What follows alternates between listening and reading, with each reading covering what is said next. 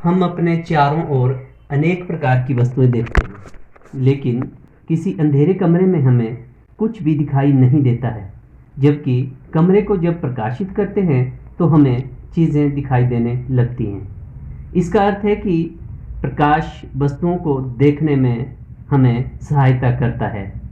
जब प्रकाश वस्तुओं से टकराने के बाद हमारी आँखों द्वारा ग्रहण किया जाता है तो हमें वस्तुएं दिखाई देने लगती हैं। इस पाठ में हम दर्पणों द्वारा प्रतिबिंब का बनना, तारों का टिमटिमाना, इंद्रधनुष के सुंदर रंग, किसी माध्यम द्वारा प्रकाश को मोड़ना जिसे अपवर्तन कहते हैं, आदि प्रकाश के गुणों के बारे में पढ़ेंगे और सीखेंगे। प्रकाश की किरण किसे कहते हैं? प्रकाश के एक सरल रेखीय पथ को प्रकाश किरण कहते हैं। यदि प्रकाश के पथ में रखी अपारदर्शी वस्तु अत्यंत छोटी होती है तो प्रकाश सरल रेखा में चलने के बजाय इसके किनारे पर मुड़ने की प्रवृत्ति दर्शाता है। इस प्रभाव को प्रकाश का विवर्तन अथवा डिफ्रैक्शन कहते हैं। पहले विवर्तन की व्याख्या करने के लिए प्रकाश के तरंग के रूप में माना जाता था, लेकिन 20वीं शताब्दी में माना गया कि प्रकाश का तरंग सिद्धांत पर्याप्त नहीं है। मतलब हम प्रकाश को पहले तरंग के रूप में मानते थे, लेकिन 20वीं शताब्दी में ये माना गया कि प्रकाश तरंग ही नहीं है बल्कि कुछ और भी है। प्रकाश कणों के प्रवाह की भांति व्यवहार करता है। यह 20वीं शताब्दी में माना गया कि प्रकाश कणों के प्रवाह की भांति व्यवहार करता है। प्रकाश की प्रवृत्ति की उलझन प्लैंक्स के क्वांटम सिद्धांत के आने तक बनी रही। क्वांटम सिद्धांत प्लैंक्स ने दिया है, जिसमें प्रकाश को ना तो तरंग माना गया और ना ही कण। इसका अर्थ है कि प्रकाश को तरंग और कण दोनों ही माना गया है।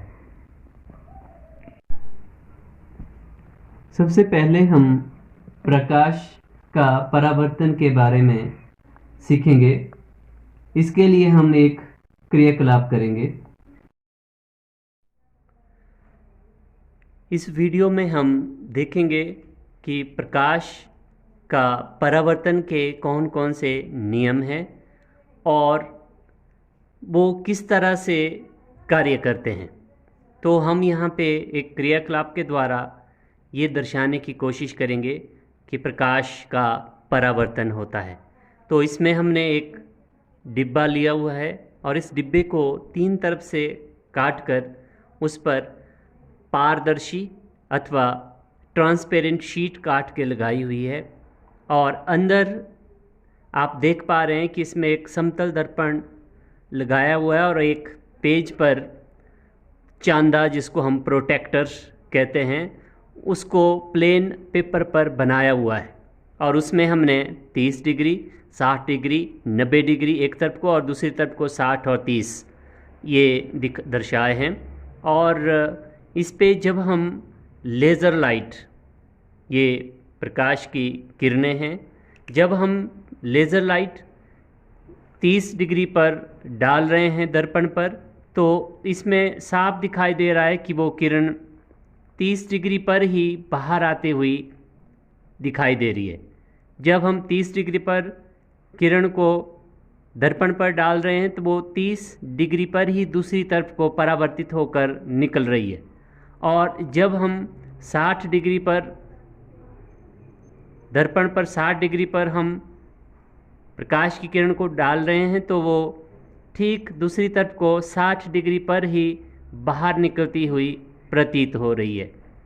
और अगर हम दर्पण पर, जो कि समतल दर्पण है, प्लेन मिरर है, अगर हम इस पर सीधे 90 डिग्री पर डाल रहे हैं तो इसमें साफ दिखाई दे रहा है कि वो कैसे वो 90 डिग्री पर ही बाहर निकलती हुई दिखाई दे रही है। इसका मतलब कि अगर हम कोई प्रकाश की किरण 90 डिग्री अंश पर किसी दर्पण पर डालते हैं तो वो ठीक उसी पथ पर वापस लौट आती है।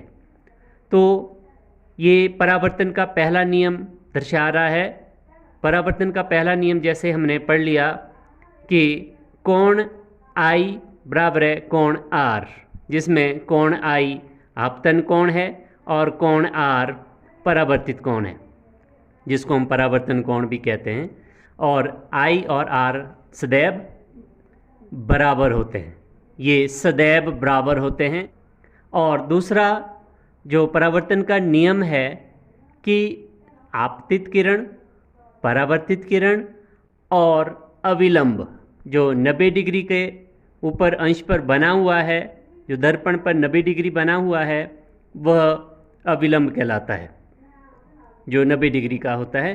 तो ये आपतित किरण, परावर्तित किरण और अविलंब तीनों एक ही तल पर स्थित होते हैं। जैसे प्रोटेक्टर जो चांदा है जिस पर हमने बनाया हुआ है, क्योंकि वो एक ही तल पर तीनों ही हैं, तो इसलिए ना कोई ऊपर को है ना कोई नीचे को है, तीनों एक ही तल पर स्थित होते हैं। और आपतित किरण, परावर्तित किरण और अविलंब तीनों एक ही बिंदु पर मिलते हुए प्रतीत होते हैं। तो ये प्रकाश का परावर्तन का दूसरा नियम है, जिसको एक क्रियाकलाप के द्वारा, एक्टिविटी के द्वारा आपको समझाने की कोशिश की गई है। इस वीडियो में हमने समतल दर्पण द्वारा प्रकाश का परावर्तन के बारे में सीखा। यदि परावर्तक पृष्ठ जैसे कोई दर्पण यदि वक्रित हो तो प्रतिबिंब कैसे बनेंगे, इसके बारे में हम अगले वीडियो में सीखेंगे। तब तक के लिए बहुत बहुत धन्यवाद। यदि आपको ये वीडियो पसंद आया हो तो इसे लाइक करें, शेयर करें और कमेंट करें।